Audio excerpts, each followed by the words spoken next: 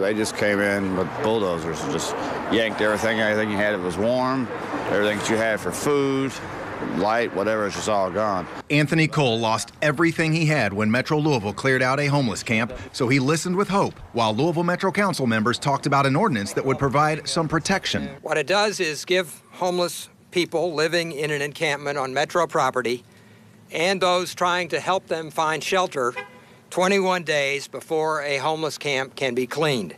Bill Hollander, the ordinance sponsor, says notice will be posted at the camp and with the Coalition for the Homeless, a local nonprofit. The city can only clean out a camp sooner if there is an immediate public health threat, such as a disease outbreak.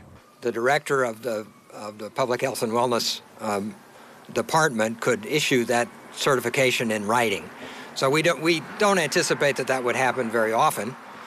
But we think it's an important provision in the ordinance that it's available if, in fact, that kind of emergency happens. If that does happen, belongings would be stored for pickup. Councilman Brent Ackerson says he will introduce an amendment to the bill prohibiting camps from being raised in cold weather. It's hard enough when you've got to pick up your stuff and move, but then to fight the cold on top of it is not the compassionate city that we want to be. Cole agrees. I think it's very helpful. At least you know and you can go find you another spot quick enough. Now, the council members at today's press conference say they plan to do more. For example, they want to fully fund the Affordable Housing Trust Fund at $10 million. That's for the second year in a row. Mark Vanderhoff, WLKY News.